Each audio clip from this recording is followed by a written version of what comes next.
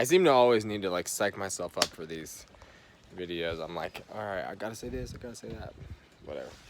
So, bouncing around my head today is the notion of distractions. So, I think about distractions often because I think, what kind of things have I used to distract myself in life?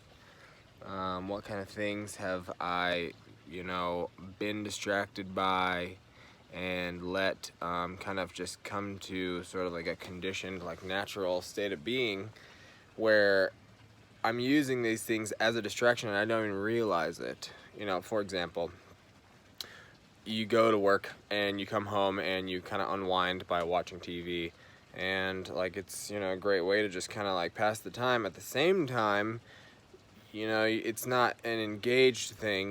There's some enjoyment from it for sure, but it's definitely not at the same caliber as like coming home, like organizing your room, even though it takes more effort, doing laundry, cooking yourself a meal, whatever. So, a distraction. Um, Lots of things can be distractions. I've used, relationships as distractions. I've used, substances as distractions.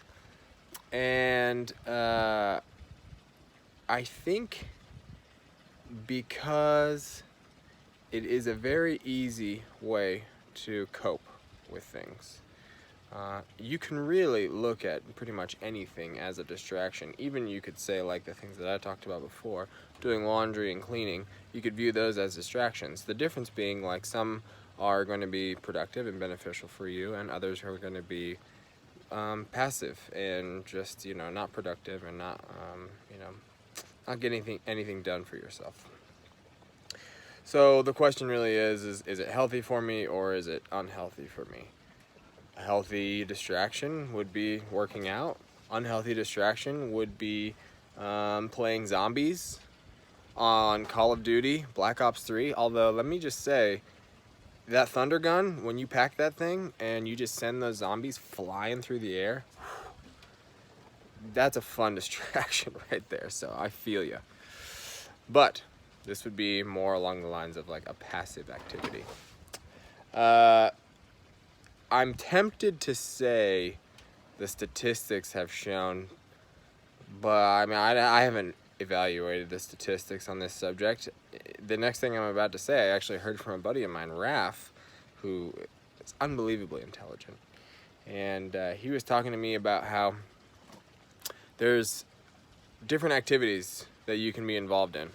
Passive activities and active or engaged activities. Passive activities, watching television, like probably social media these days, even reading a book because, you're sitting there and you're letting the information come to you. Although that's a little bit more engaged because you're actually doing the work of having to read.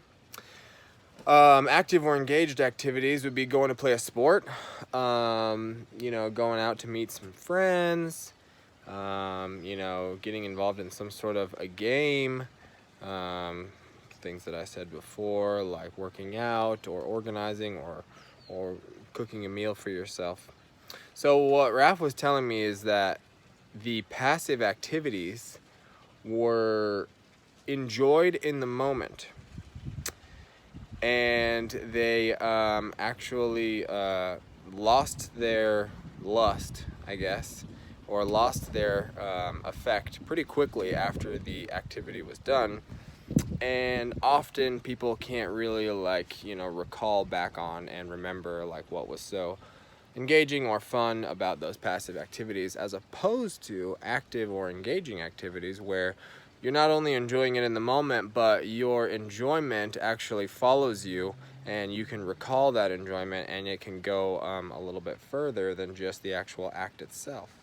So, the more that your distractions can be those things, that my distractions can be those things, where it goes with me afterwards and it has a lasting effect and I can recall on it, the more willing I'm gonna be to do those kind of things, and the more willing I'm gonna be to do kind of seemingly arduous tasks, things that might in the moment be like, well, I don't really want to do this, but then I get into it, and then, you know, it's really no problem. I find out that I don't mind doing it at all. Another thing about distractions is why do we feel the need to be distracted? Is it to cope? Is it to cope with some sort of an issue in your life or some sort of an unfulfillment? Is it to cope with insecurities? Is it to cope with not being okay with who you are or what you're doing? I've often found that is the case. You know, with me, you know, distractions that weren't beneficial for my life, I could see those in hindsight being because I was not in a state of mind where I really appreciated myself, who I was, or what I was doing, who I was around, you know, what I thought about life, so on and so forth. So I guess what does come with it too is looking at oneself, seeing where and why the temptation for distraction comes in. And although that's really tough stuff to look at yourself and say, well, I don't like these things about my life, or I don't like these things about myself, and this is why I use those distractions, because oftentimes I didn't even know. Oftentimes I think we don't realize the things that are, you know, affecting us on that level, and that we use those distractions. I probably said distractions like at least 50 or 60 times in this video. That's okay. It's called distractions. How often do we allow ourselves to do nothing?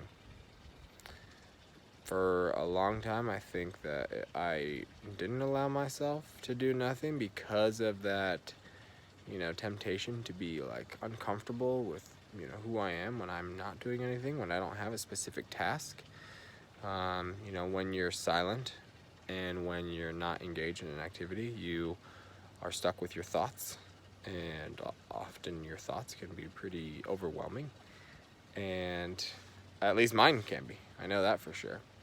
Things that have helped me with that: meditation. I don't have like a rigorous practice there. I don't have like even like a regular like routine practice, but when I feel like meditating, I do. And I did actually meditate, you know, for a while when I was first learning how to do it, for like 20 or 30 days straight.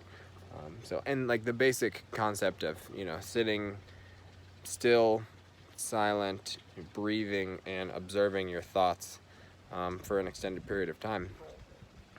I really like that notion, and I really like to be able to do that when I want to kind of just be fully present in the moment, and just kind of you know, recenter myself. Sometimes it doesn't work though. Sometimes I'm meditating and I'm like, shit, I'm just like really not focused, or shit, I'm all over the place right now.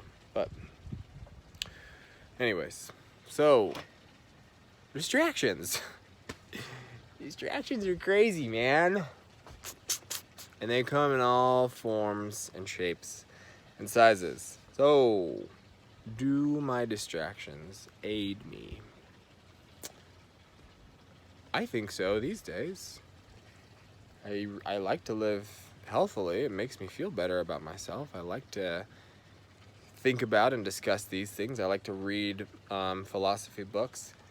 And, you know, I'm stuck on Alan Watts still. I've been stuck on Alan Watts for like a year and a half, but that guy was crazy. Never have I listened to words that I didn't think about before and didn't know the concepts and ideas before, and have them resound so truly with how I feel. So I like to do that kind of stuff. I journal. I get engaged in like activities. I just went and played tennis this morning. I haven't done that in years. And a lot of the times my life moves pretty like slowly and fluidly, so that I just kind of like chill and enjoy like what's going on. So I would have to say my distractions these days are 80% healthy. 20% I indulge. Zombies. Ice cream. Oh my god, what a good distraction. So maybe if we try to get our percentages, you know, to a little bit more favorable to some healthy and productive and more advancement